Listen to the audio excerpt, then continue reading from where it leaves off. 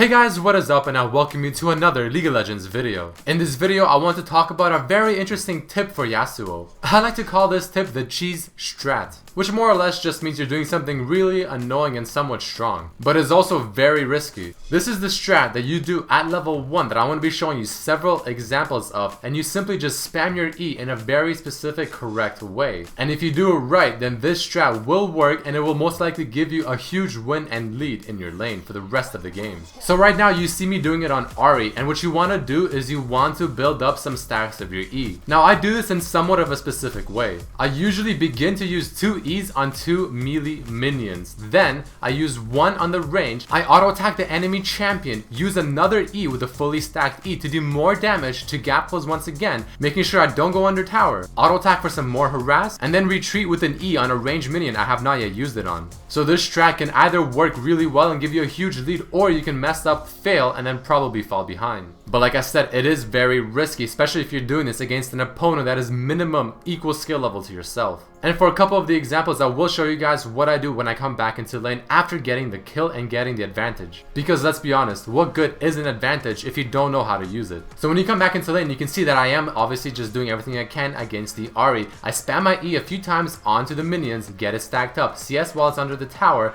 and then once I feel ready, once I have the 4 stacks, I simply use it on the minions. And you want to make sure that you use the E on the champion last. This is because you want to use the minions to gap close with, of course, your E, do as much damage with your auto attacks, and then use your E once more, not only for the big damage with the 4 stacks, but also to gap close once again because they're of course running away, and then you just simply go in for the kill if you can, or just go back and farm and continue the pressure. So you just saw me abuse that against the Ahri, but let's look at some more examples.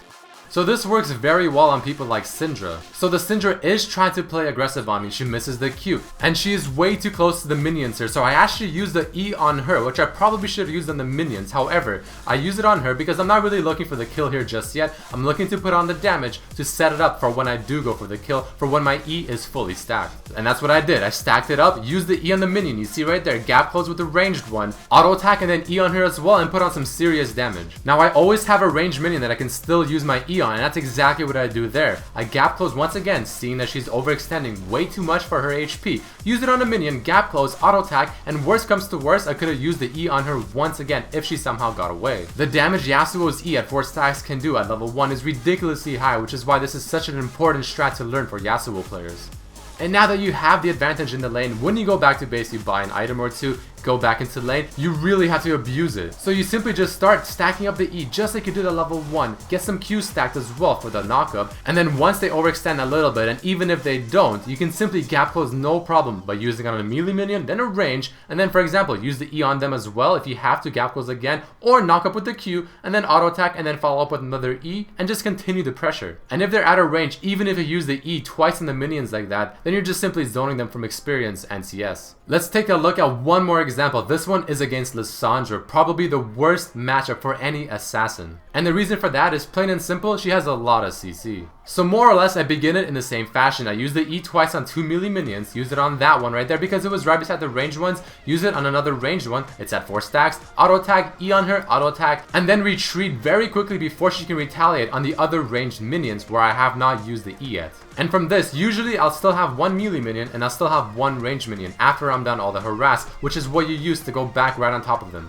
And that's exactly what I did. I went right back in, not giving her any chance to try and relax and get control of the lane. Even though I did die this time, I did get the kill first, which means I get the experience. Continuing on this pressure against someone like Lissandra is a lot harder than almost any other mid laner, other than maybe Orianna. But I still try to make the best of it. So that's more or less what I want to talk to you guys about. The cheese strat, definitely try it out. I highly recommend it. Start with E, but you still want to max Q. And just simply abuse it in the lane. The second the minions meet, use it on 2 melee minions, use it on 1 ranged one, auto attack the champion, use the E making sure you don't go in tower range, damage them some more, and then use the retreat on the other ranged caster minions you have not yet used it on. So hope you guys enjoyed this tip. Definitely try it out in your next game with Yasuo. It's really great, but it's also very difficult and extremely risky. If you guys have any questions, definitely write them in the comments below, and I'll see you guys next time. Peace!